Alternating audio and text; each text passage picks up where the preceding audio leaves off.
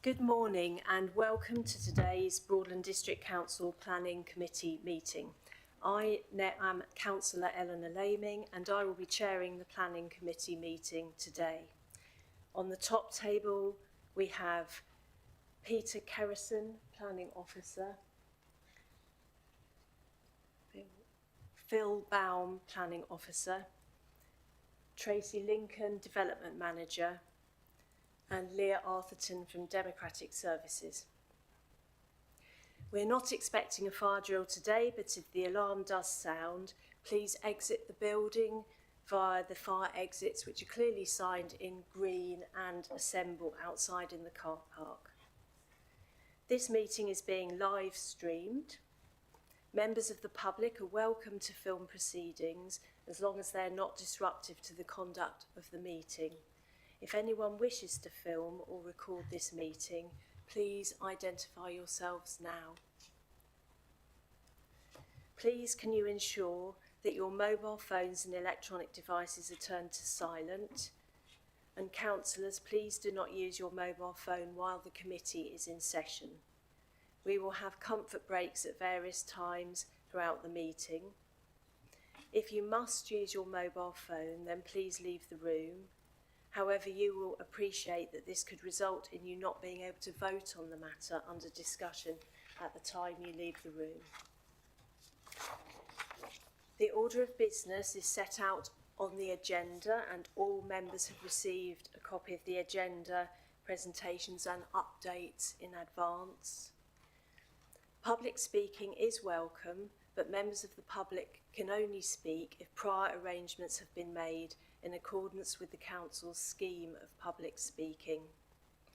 The time allocated is a maximum of 5 minutes per speaker or parish council, with a maximum of 15 minutes per category.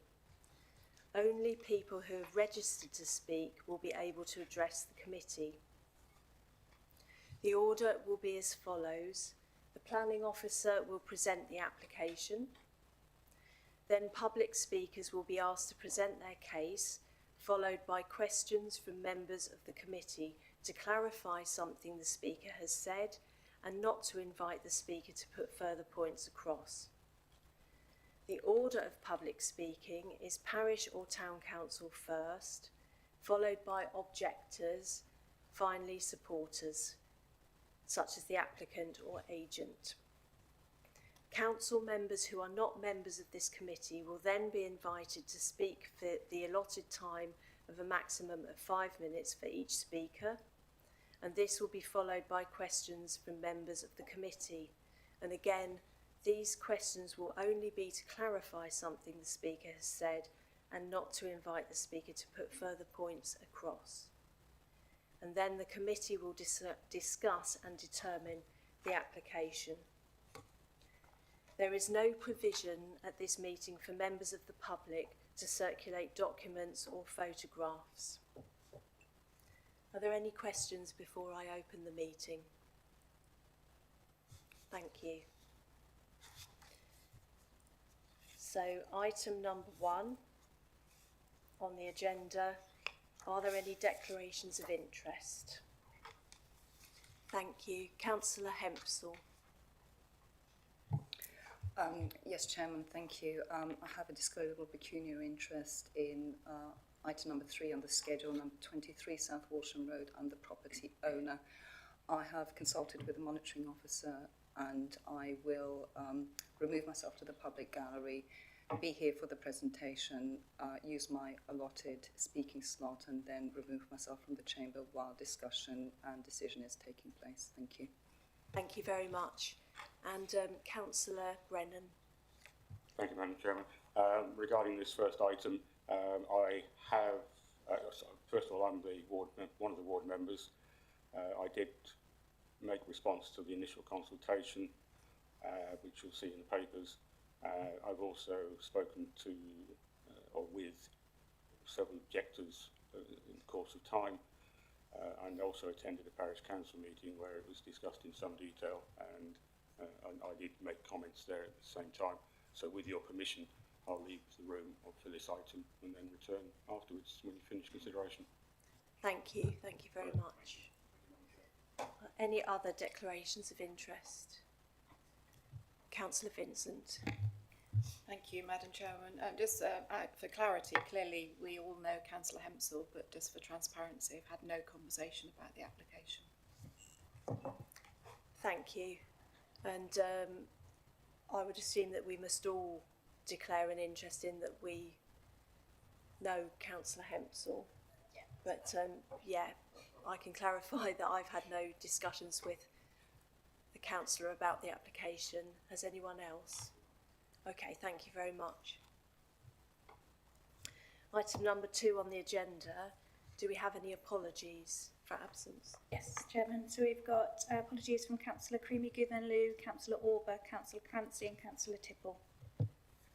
Thank you. Item number 3 on the agenda. The minutes of the meeting held on the 16th of August 2023 are listed on page 6. Are there any matters arising from those minutes? No, thank you. Can we confirm the minutes from that meeting as an accurate record? Thank you very much. Item number 4 on the agenda, from page 10 in the papers, we will consider 3 planning applications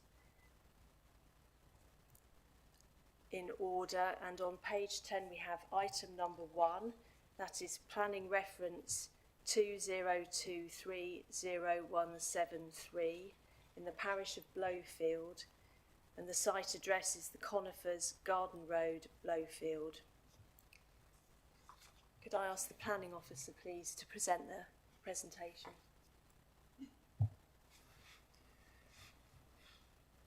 Thank you. Planning Officer Peter Kerrison. Right, so starting with item number 1, as mentioned, it's the Conifers Garden Road, Blowfield. It's for changes to an existing dwelling, some of which retrospective, as will be apparent in the photos. However, I just confirm, dealing with retrospective applications, it's considered as if they were proposed, and there's no difference in the consideration through its retrospective nature. So the alterations consist of changes to the roof, the tiles on the main house, pitched roof over the garage, the external materials, and changes to windows and doors. So I'll pick up all of those as we run through the proposal. So looking at the site location plan, as you can see, it's to the north of Garden Road, in a sort of linear street scene of existing dwellings. It's on a spacious plot, closer to the western boundary as existing than the eastern, but still with a fairly spacious relationship with other dwellings.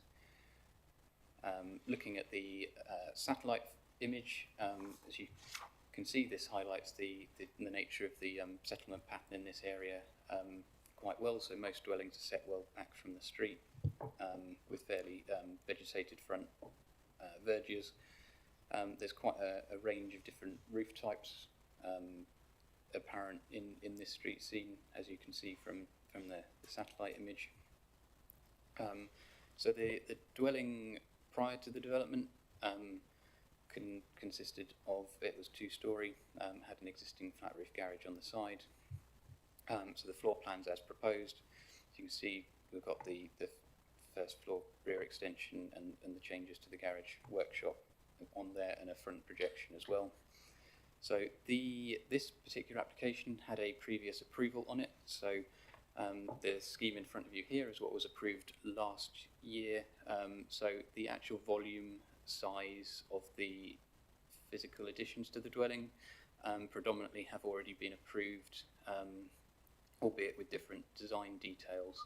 So the primary consideration in this application is those change in design details rather than the principle of the bulk and massing of the extension itself. So this is the original front elevation, and moving to this. So as you can see, with the side and front projections are on there as previously approved. The main difference being a slight increase in the roof height and the switch from two gable ends, and the change in materials, and then the pitched roof on the garage on the side there. And swinging around to the east side elevation, again the actual bulk and massing primarily is in line with what was previously approved, again with the addition of the change in materials and the gable ends on those roof lines. In the west side elevation, so this is the one siding to the neighbour that's particularly close to the boundary. Again, the main change with the gable end, and then the gable on the garage here. So that's one of the main changes, albeit that is quite significantly subservient to the main dwelling. And the garage position in this location means that the rest of this dwelling elevation is quite well set back from the neighbouring boundary. Again, this is the rear elevation, and switching to this, although that's not visible within the street scene. Moving on to the photos, which is particularly beneficial in this particular case, given that it's already there, so it gives a very good indication of how it looks. So this is the front elevation, as I said, with those addition of the gables and the render. The previous approval was matching brick that matched the original design, so the render does make it a little bit more visible than would otherwise be apparent in terms of the additions, and I think that makes it more prominent than actually it might otherwise be. However, as I said, the actual massing is very, very similar. So this is the neighbour on the west side, which is a single-storey dwelling. Again, that has gabled ends and frontage, so in terms of actual character of the roof type, that's broadly in line with what's proposed. You can just see the corner of the pitched roof on the garage here, which is the closest part of the dwelling to the boundary. And again, this is swinging around looking at that elevation, so you can see the setback from the boundary of the main bulk of the house with that garage projecting towards the side. I mentioned that the garage is existing, it's just the pitched roof over the top of it that is new. Looking around towards the front. And this is looking from the other side. Again, this is well separated from the boundary on the opposite side, and with the primary changes of being the gable end rather than the hipped roof and the use of materials, and then going round to the rear with those gables on it. And you can get the impression from these photos about the size of the plot and the space that is around it on the plot. Again, there's the separation with the house that's to the east, again with its own gable ends. So whilst the roof on the application site has gone higher by a small amount, the actual physical form of the roof is very similar to what is shown with neighbouring dwellings. And as shown opposite here, with the house opposite, we've got some street fronting gables as well. So we've got quite a mix of different roof types within the street scene. And then looking towards the rear, we've got the dwellings directly out towards the rear garden. And looking from the back of the property with that, to give a different perspective on the garage proximity to the neighbouring dwelling. See, it comes relatively close to the boundary line, and then stepping further back to see it in a bit more context in the street scene. And again, with both the neighbours within the street scene again, and with the neighbour to the side. The pitched roof on the garage actually offers a fairly neat step down in terms of the transition between the two-storey dwellings further up the street and the single-storey further down. And then coming round from the neighbour's side, it's worth highlighting this first floor window was existing, so there's no additional impact from that. The second one is obscure glazed as a bathroom window, so in terms of overlooking, there's no concerns in that regard. Again, looking from the driveway, so the main difference being the gable rather than the hip. And then looking at the pitched roof of the garage. So in terms of considering overshadowing, this is a good place to look from that perspective. The neighbour on this side where the impact is closest is to the east, so the main impact from overshadowing would likely be the morning time. As the sun comes round, then that overshadowing impact diminishes.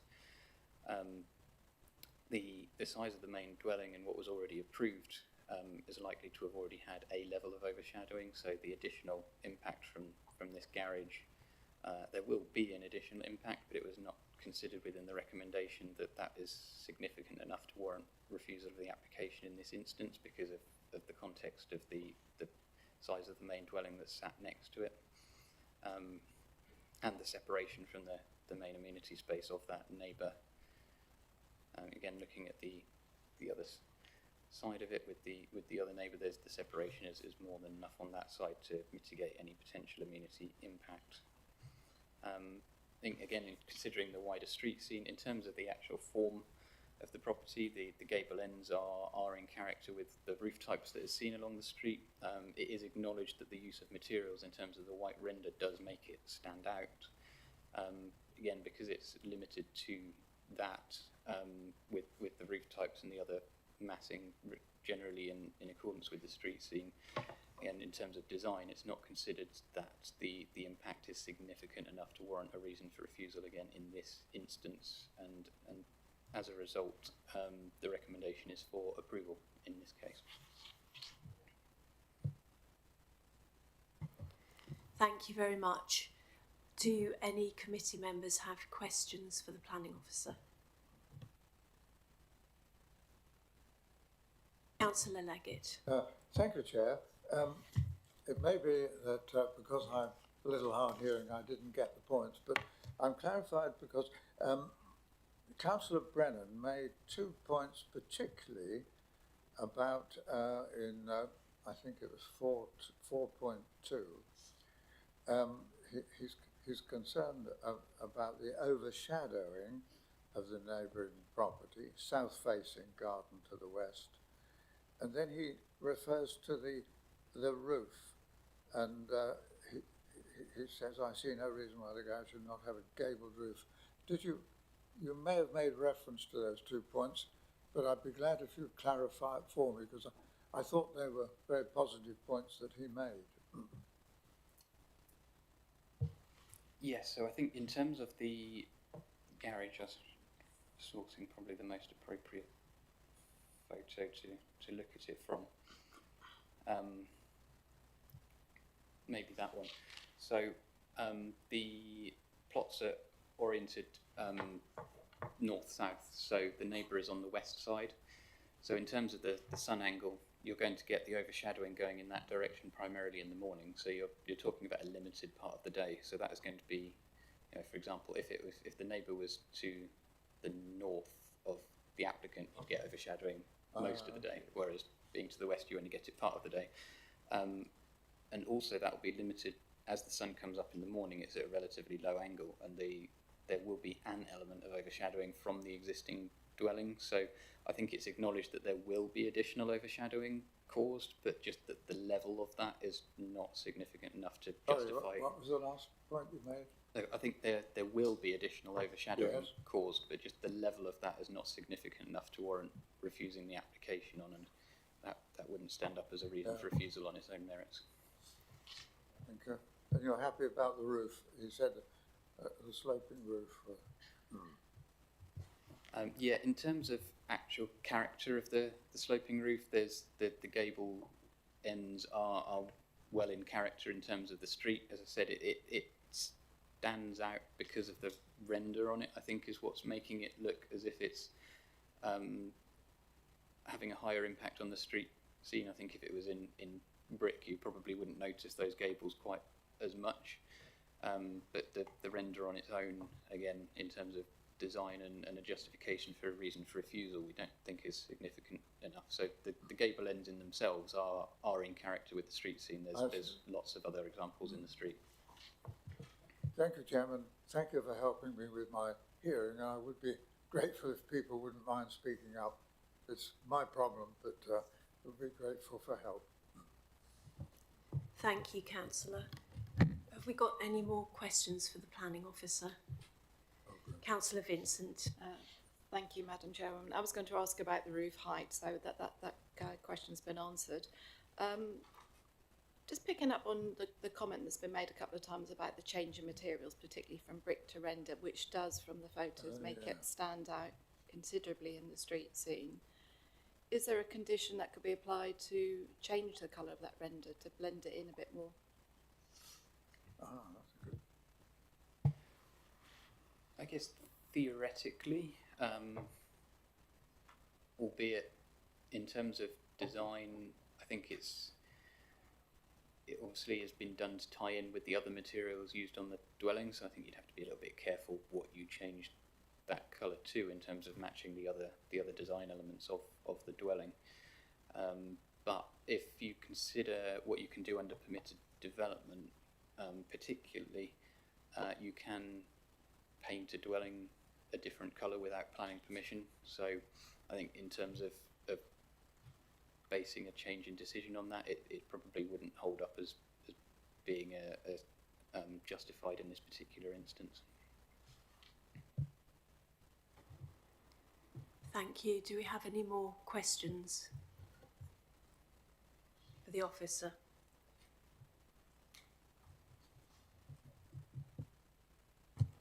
No? Okay, thank you very much. We will now move into the public speaking section of the meeting. We have representations from parish and town councillors first.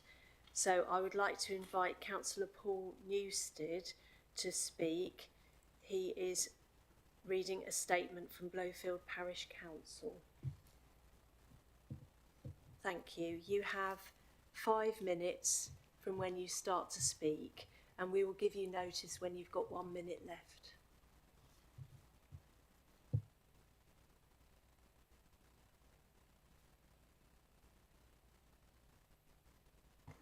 Great, thank you, Chair. Okay, this is a response from Blowfield Parish Council. The Planning Officer's report clearly explains the background to this application and the fact that the garage element has already been refused. The property already has permission granted for a 2-storey hipped roof front, east side and rear extension granted in October 2022.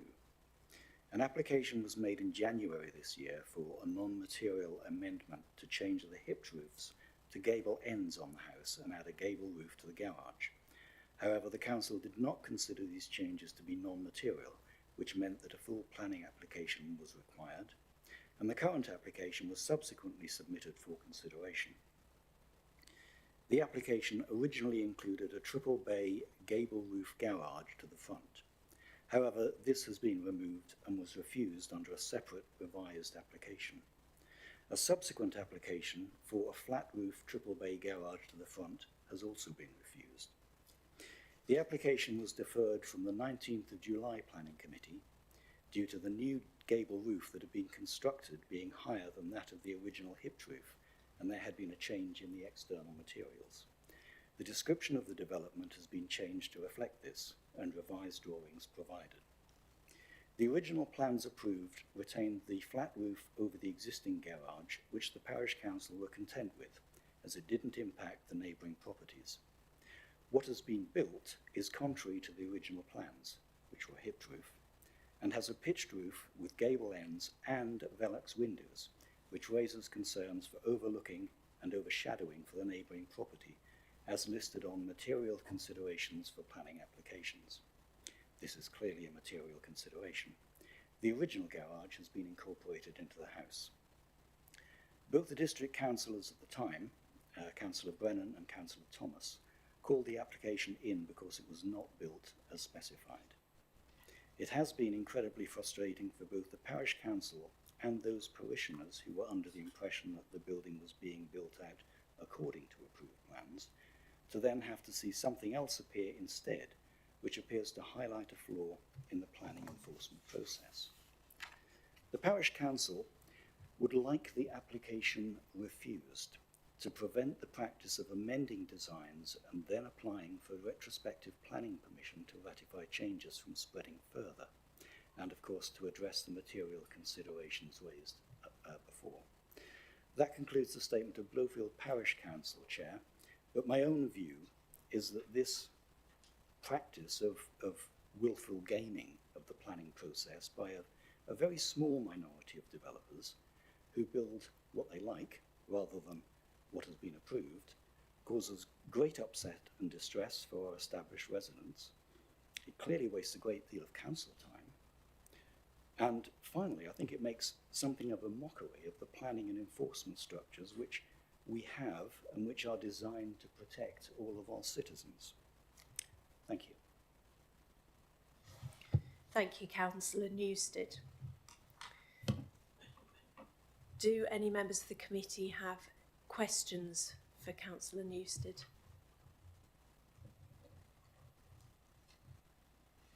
No? Thank you very much for coming to speak at the committee. We now move to speaking from supporters of the application, and I'd like to invite Mr. Jerry Stone, who is the applicant, to come and speak. Thank you. Thank you, Madam Chair. You have 5 minutes from when you begin to speak, and we'll give you notice when you have 1 minute left. Thank you, Madam Chair, and thank you for the invitation to be able to speak.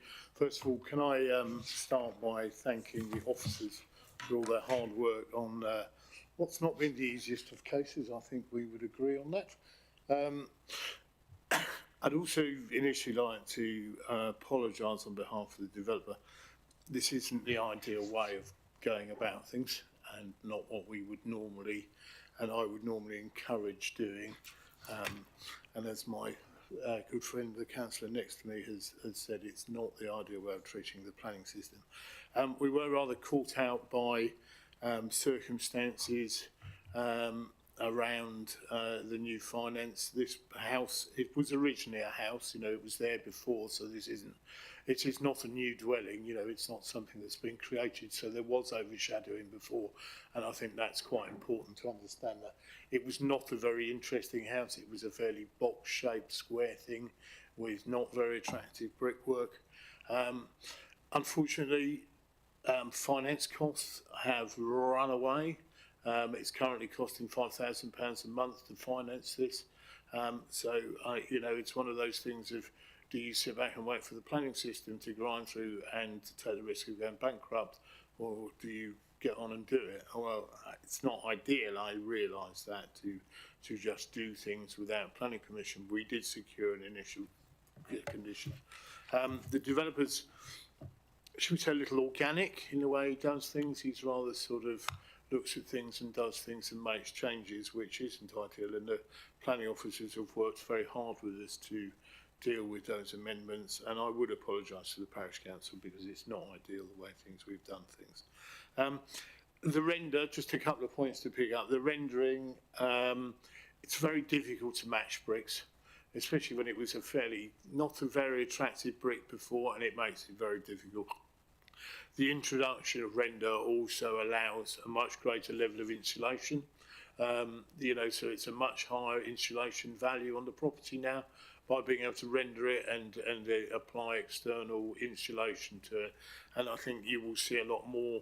Previous to this, there's been a slight tweak in the PD regulations where you were allowed to render previously, and now it has to be a similar brick, which is why it needs permission. I do think it is important to understand that the building was there. You're talking about the change from a hip roof to a gable roof.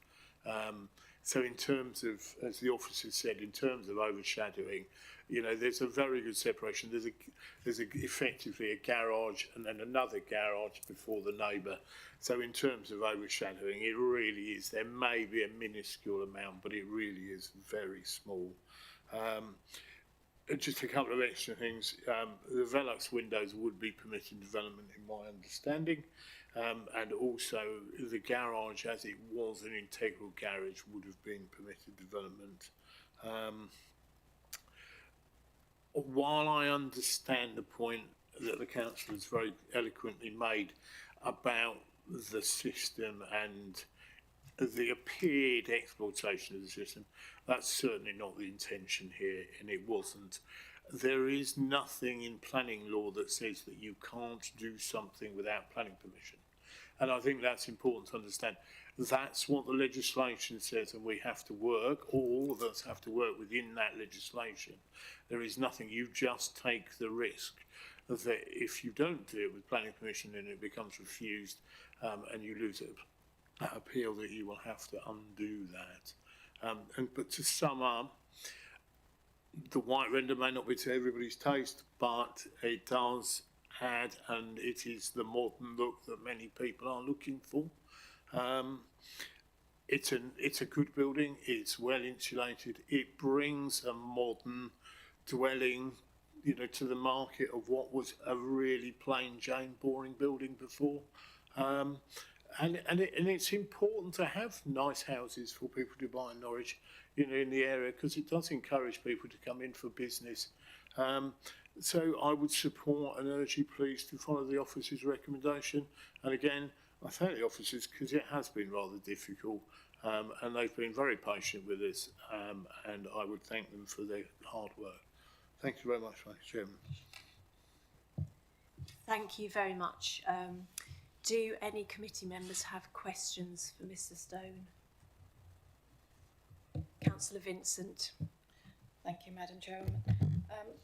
Thank you for your presentation. My first question is, if you considered that the brickwork wasn't of your liking, why in the original application did you not put in for the material to be render?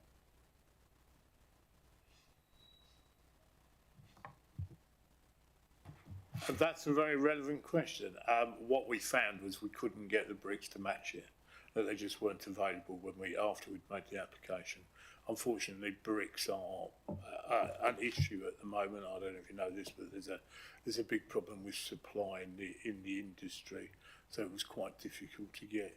We couldn't get bricks that were like it. And did you consider coming back to the planning officer to ask for a change in the use of the materials for that very reason? We have been through a number of changes on this, so it was lumped in with all the other changes.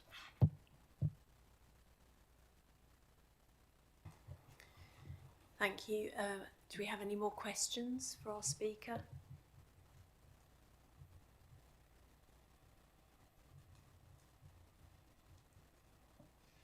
No? Well, thank you very much for coming to speak this morning. We now move out of public speaking and we move into committee session to discuss and determine the application. Would anyone like to make any comments? Councillor Leggett. Further clarification, because I thought the points made by the parish council were very strong, and they're more local and close to it than I am. But it does seem to me that it says again on 4.2, the application would appear to be an attempt to provide additional living space in face of a refusal of a previous non-material amendment for the roof space attached to the main building. However, despite that, a non-material amendment has continued, and as we've just heard, apparently it's not illegal to carry on, but would the officer comment how he has taken those particular points? And I understand from what Mr. Stone said, it isn't illegal, but surely, it's quite clear what had been refused in the first case.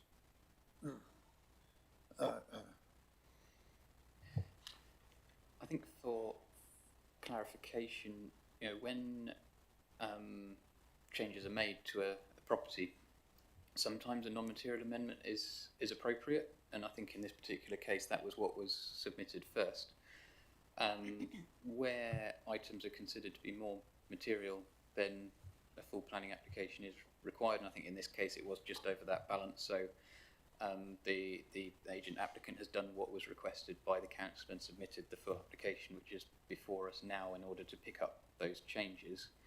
The points made about the timing of the submission of applications is valid. It's obviously strongly advised to gain planning permission first. However, there is no penalty for doing it retrospectively in terms of the planning assessment. Yeah. So it's the application before us is considered on its own merits as submitted. And I think in terms of enforcement, the fact that we have the application in front of us is showing that process is working, because when the enforcement team first make contact when there's something not built in accordance with the plans, generally they're given the option to either revert to the approved plans or to apply for the changes. And if they apply for the changes and they are acceptable in planning terms, then that enforcement matter falls away because they then have a new planning permission. So it's only if the application was then to be refused that you'd then have to think about what to do in terms of stronger enforcement afterwards. If it's approved, then everything is resolved through the proper means. Thank you. Thank you. Councillor Hempsall. Thank you, Chair. I have a great deal of sympathy with the developer, and especially when building work develops organically. I've been in some sort of building project or another since this time last year, and I know how those things can happen. I've got a great deal of sympathy for Blowfield Parish Council and their comments. However, although it's regrettable, retrospective planning applications are part of the system, and it's a way for the developer to put right and put before the planning officers, who are the technical experts on planning, to say, okay, is this what I have now built? Is this okay? Does this fit within the policies? And I trust the assessment that was made by the officers on this application, who have determined that the changes are acceptable and recommended this application for approval. So I'd like to move officer recommendation. Thank you. Thank you. Councillor Baby.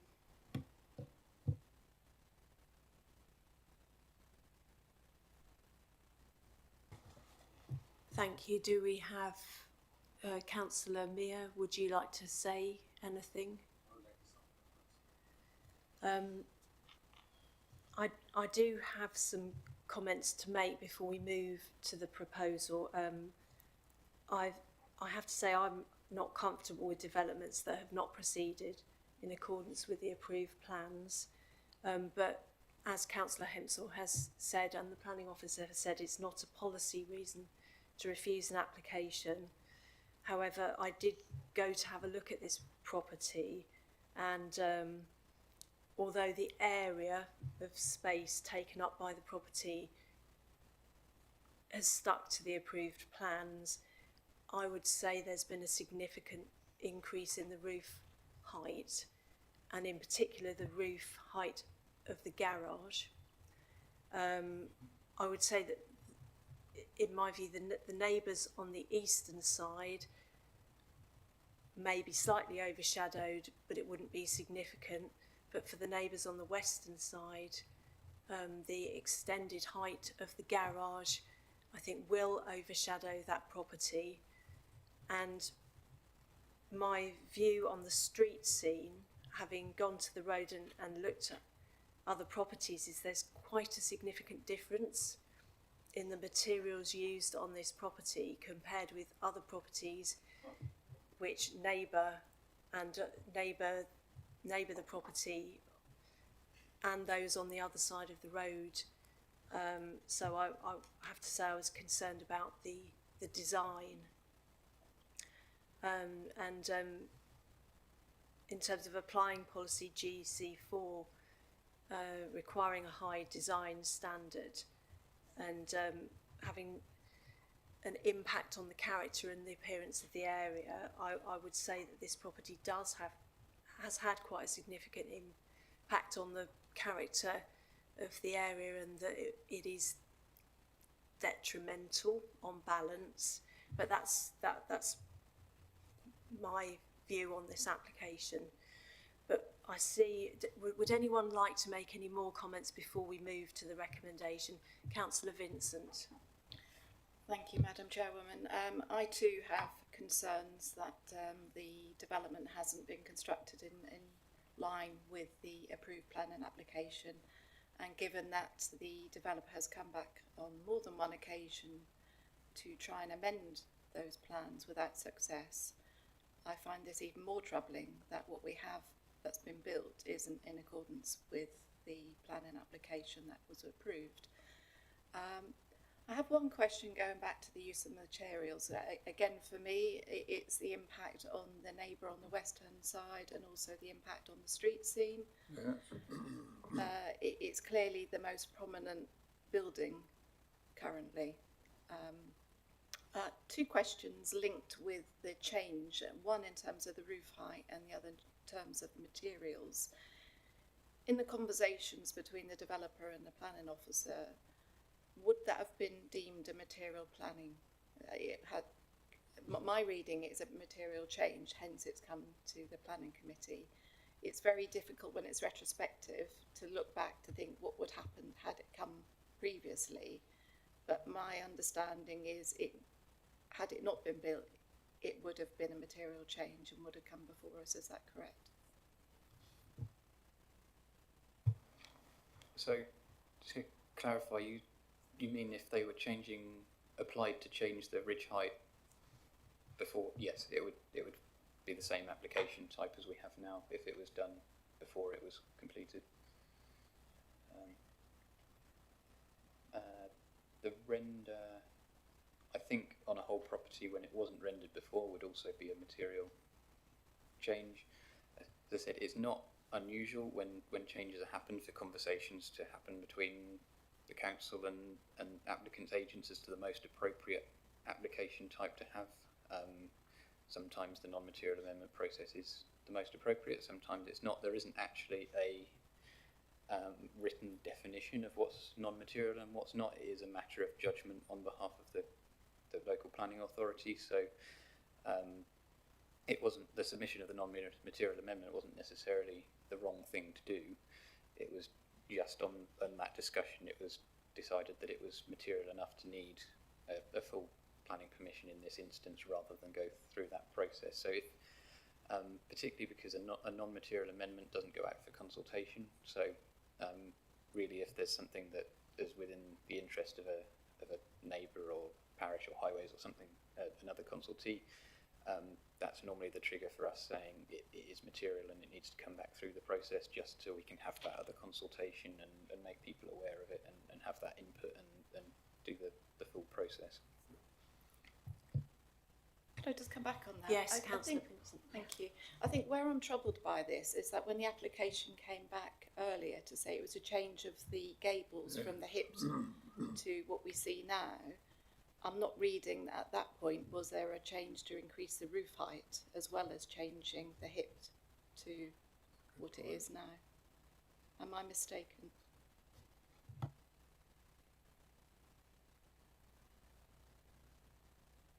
I see. Yeah, so the non-material amendment was just for the garage element and not the rest. So then the full application has picked up the rest of the changes. But again, because the garage was increasing in height, that's why that was the material change. So the full application is able to pick up all the little elements that have changed over the course of time, some of which have sort of developed as the application's gone on, as Mr. Stone has referenced in terms of the extensive communication had between applicant and officer to pick those up and make sure this permission covers what's been built in place now. Just as a point of clarity, I appreciate your comments, Councillor Vincent. Just to remind the members, material consideration is not whether something's retrospective or not, so we appreciate it may have had a plotted history in terms of how it's got to this position, but that shouldn't be part of your consideration. So you are considering is what in front of you in terms of its form, mass, all of those things in terms of your planning policies. Is this scheme acceptable in that regard? Thank you. My final point is that I don't feel I can support this application because I personally feel it's trying to circumvent the planning system. Thank you. Thank you. Before we move to the recommendation, do we have any more comments from members of the committee? Thank you. So we have a proposal to approve this application from Councillor Hempsall and a seconder, Councillor Baby.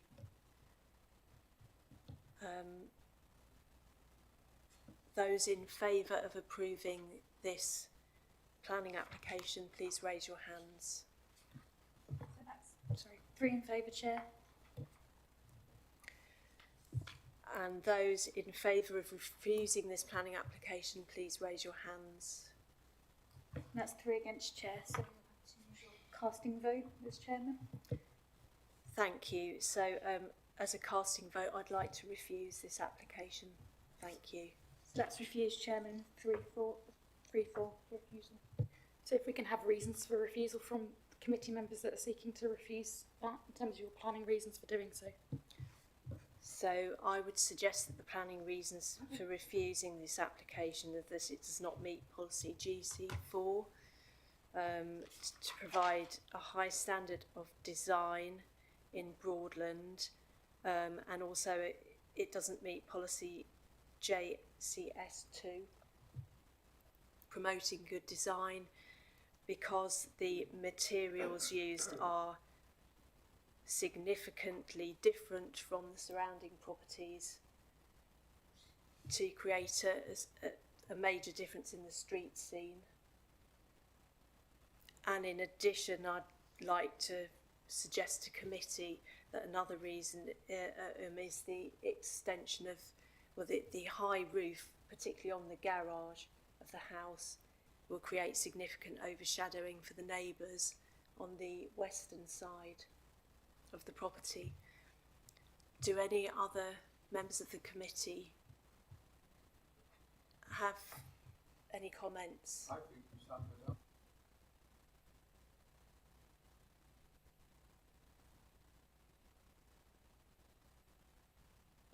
Thank you. So can I just double check, you're proposing 2 reasons, one on design, one on amenity? Yes. In terms of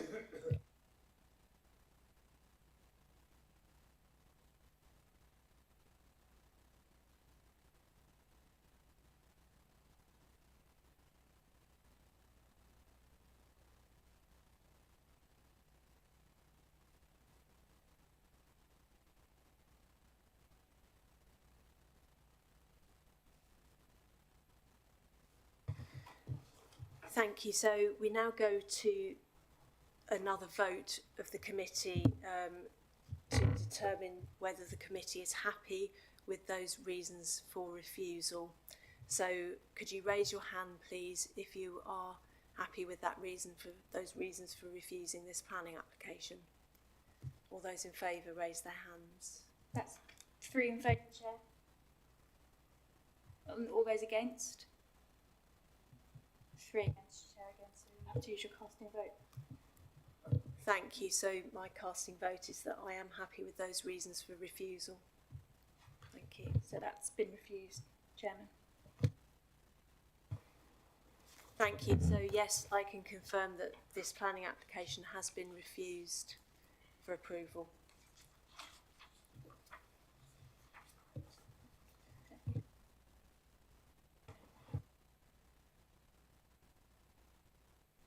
Many thanks to those who have come today to speak on that application.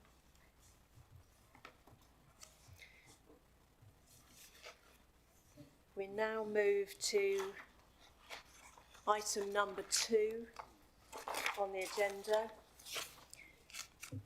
That is planning reference number 2023 2199. The application is in the parish of Hainsford, and the address is the Old Quarry, 7 Buxton Road, Hainford, Norfolk. And the papers are from page 19 on this application. And I'd like to invite Planning Officer Peter Kerrison to present this application. Thank you.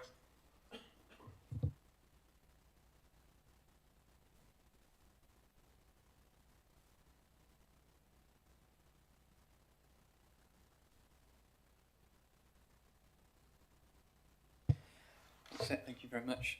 Item number 2. So you'll probably remember last month's committee, I think we did it last month, when we had the redevelopment of Brookside Depot in Frettenham for the Broadland Council Waste Services application, which was approved. So I referenced in that particular application that there was a need for a temporary site to house the refuse vehicles and other items while that development was ongoing.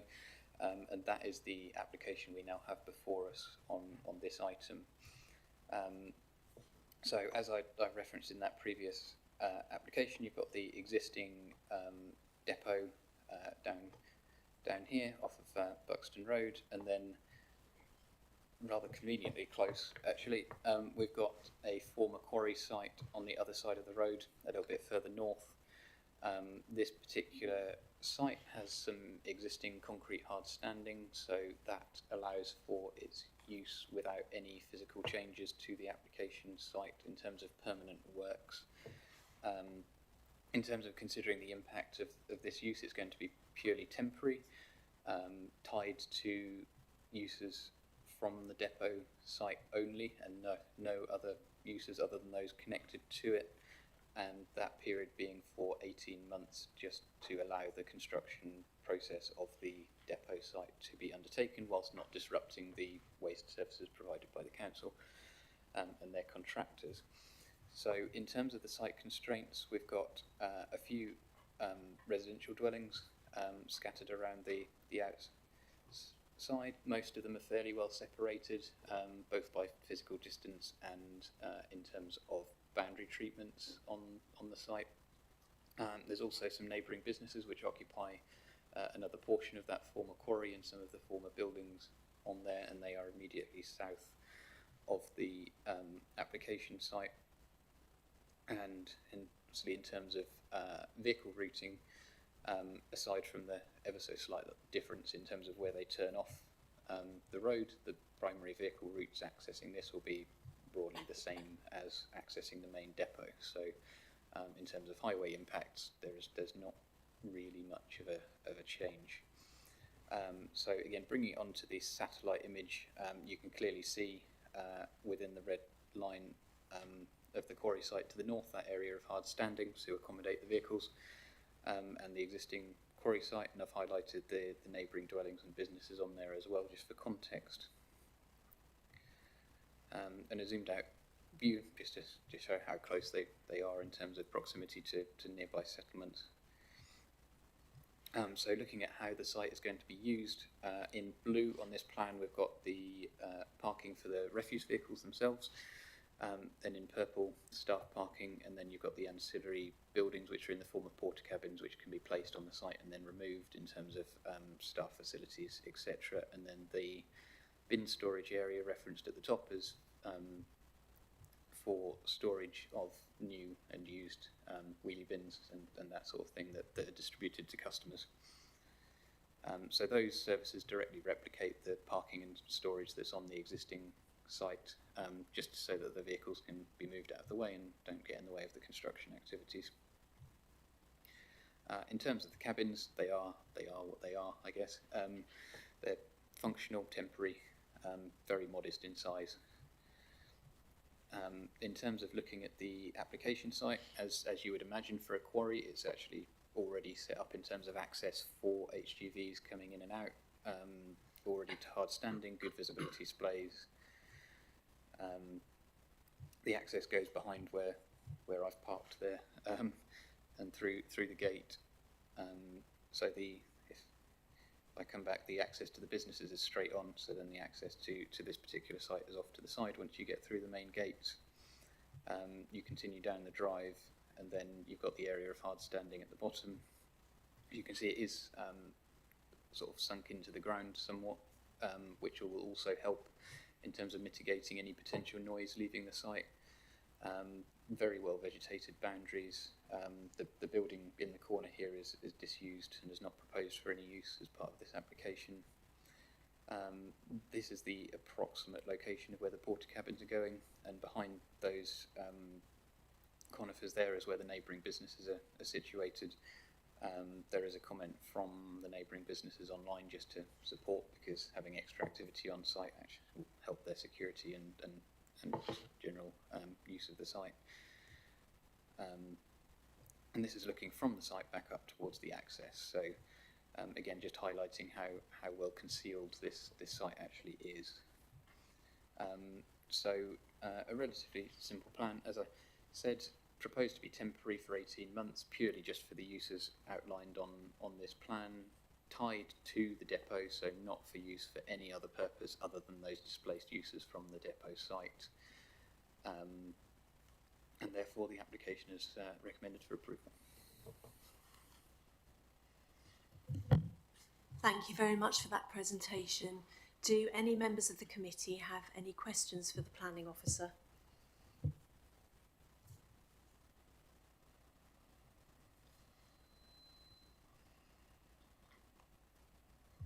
No? Okay, thank you. We have no representation from the parish or town council today. We have no objectors present. We do have 2 supporters present, Mr Hammond, who is the Veolia project manager, and Mr McBurney, who is the contracts manager. So do we have any questions from the committee for them?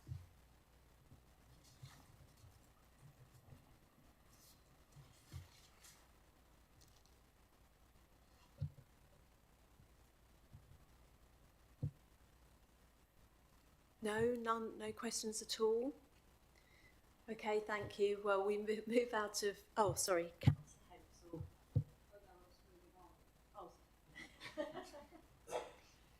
We now move out of public session and into committee session, where we discuss and determine the application. Councillor Hempsall. Chairman, I'd like to move the officer recommendation, please. Thank you. And Councillor Vincent, did you wish to? If I may, I was going to second the recommendation, given that it is a temporary change, temporary use of that site, given its proximity to the current operations, and that the application site will revert to its previous use, and there are no highways or objectors' concerns. I'd be very happy to support this. Can I just clarify, this temporary is definitely limited to 18 months, isn't it? Yes, so there's on the condition proposed, there will be a specific end date written into that condition, so that will be the date it expires. Right, so it is approval for 18 months. Only for 18 months, yeah. That's better than temporary.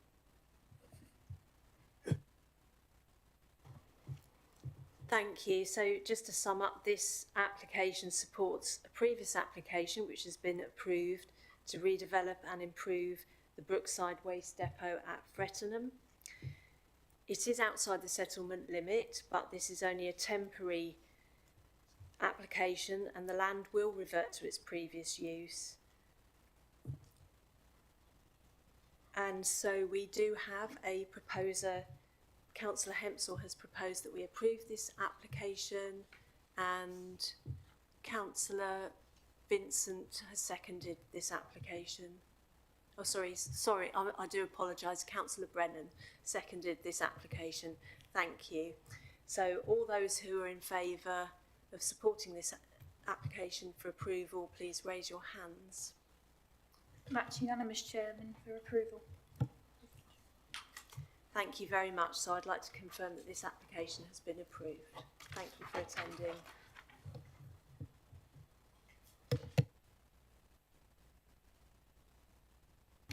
Just before we progress, would anyone like a break at all, or are you happy to proceed? Thank you. And so we move on to item. That's okay. We move on to item 3 on the agenda, planning reference 2023-2202 in the parish of Acle, and the address is Applewood 23 South Walsham Road in Acle, and the papers are from page 26 on the agenda. And I'd like to invite the planning officer to speak on this application. It's Planning Officer Peter Kerrison. Thank you very much. You're stuck with me today, I'm afraid. So the next item on the agenda is another householder application for a two-storey extension on 23 South Walsham Road in Acle. As you can see, the application site is set well back from the highway, so it is not visible in the street scene at all. We've got residential dwellings to the south, the north and the east, and then the boundary to the west is with the Acle Academy school site, so that leads onto the school field. So moving on to the satellite image, that makes apparent the application site. So the dwelling is situated right in the centre of this image. I don't think my mouse particularly shows on there, but it's the bungalow directly in the centre of that image. As you can see, it's well separated from all of the neighbouring dwellings around it in a very spacious and vegetated plot. And this site block plan also demonstrates the spaciousness of the application site and its proximity to its site boundaries. So in terms of the existing site, we've got the existing ground floor plan as it's a single-storey dwelling at the moment, and then that is proposed to be extended with a two-storey extension, giving some extra ground floor space and first floor space and additional bedrooms. In terms of the elevation, we've got the existing front elevation and then the proposed. You can see the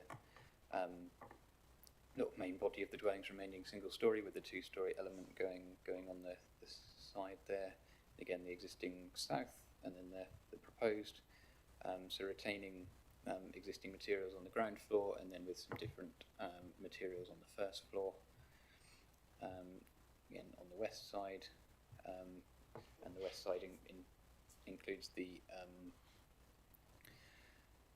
windows for the first floor element, and then on the north side, and again how it is perceived in terms of the elevation there. Going on to how the existing property looks, you can see from the photos the single-storey dwelling.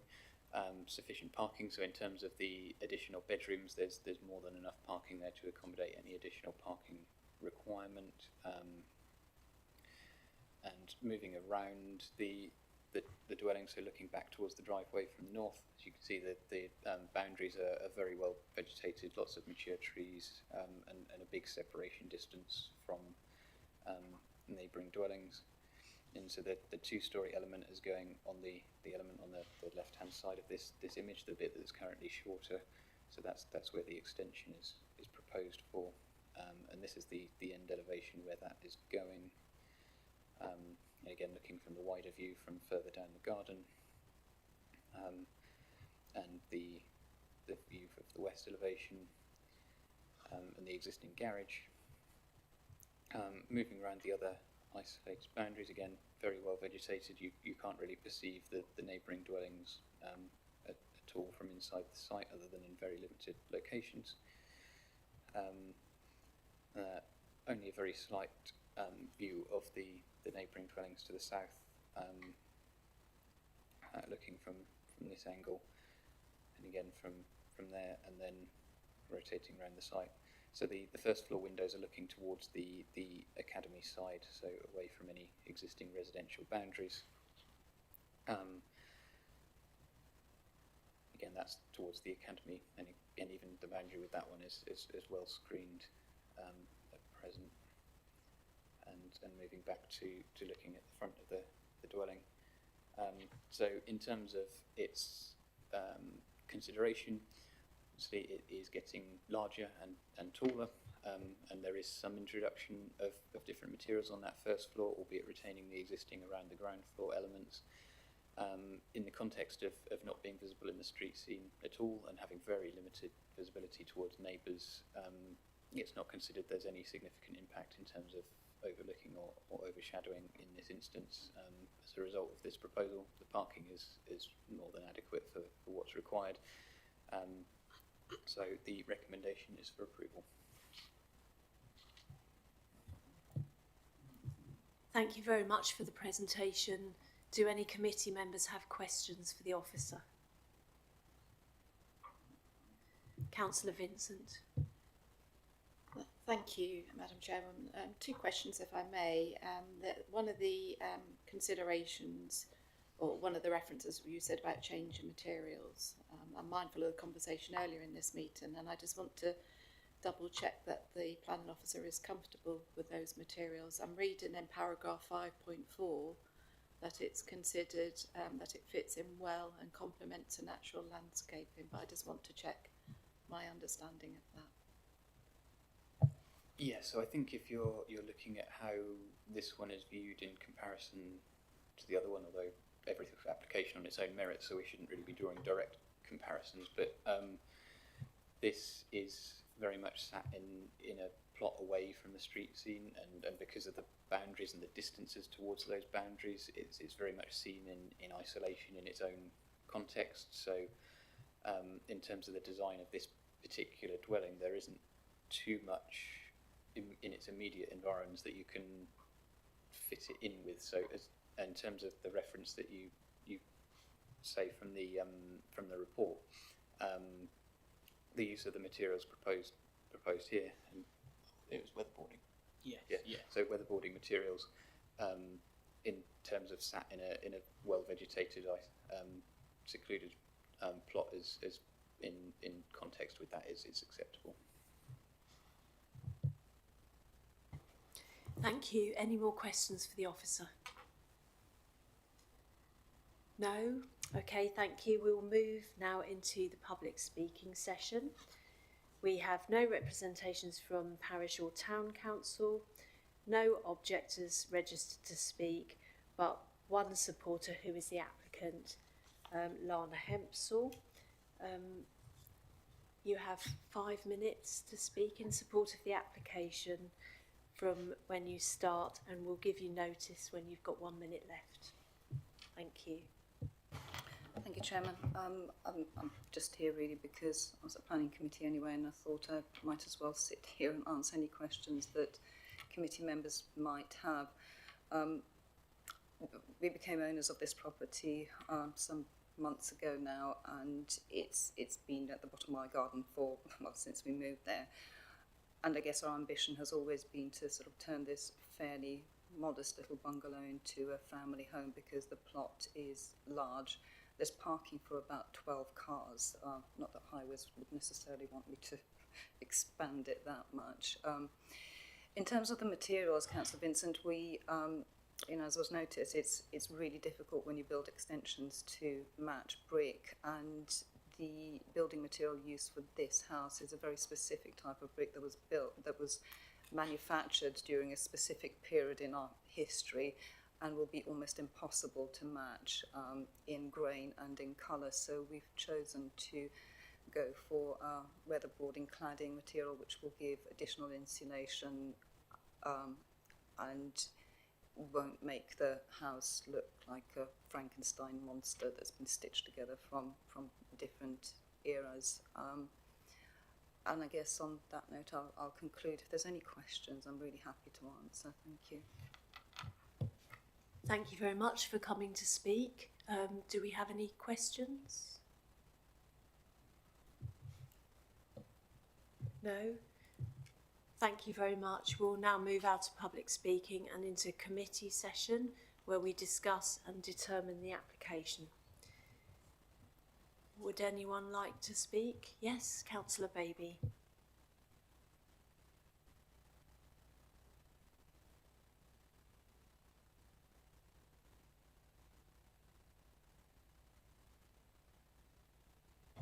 Thank you very much. We have a proposer and a seconder. Would anyone like to make any comments or speak at all? Yes, Councillor Vincent. Thank you, Madam Chairwoman. I guess the 2 or 3 points I'd like to make. One, having listened to the planning officer, and this is in a spacious plot. It has sufficient parking and it's not visible from the street scene. I note the comment made by Acle Parish Council that they have no significant, or they feel it has no significant detrimental impact. they did consider overdevelopment of the dwelling, which I found unusual in itself as a statement, because it clearly, from what we've seen, is not overdevelopment of the plot. No. But I'd be guided by your good selves on that. So unless I'm mistaken, it for me doesn't feel overdevelopment, and it doesn't seem to be impacting on anyone. So I'd be happy to support this.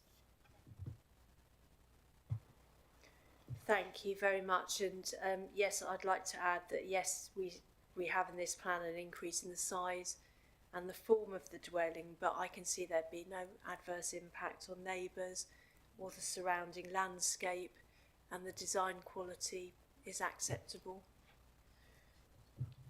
Do we have any other comments before we move to the vote? No?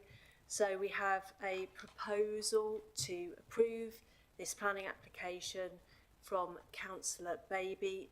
That has been seconded by Councillor Leggett. All those who are in favour, please raise their hands. That's unanimous, Chair, for approval. Thank you very much. I can confirm that this planning application has been approved.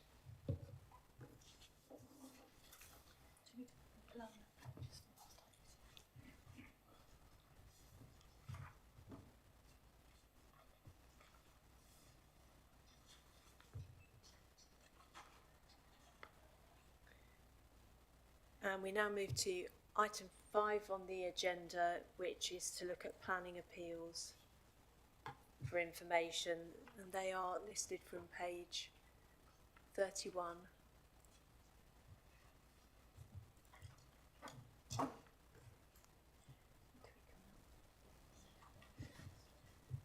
And at this point, I'd like to close the meeting from the public session.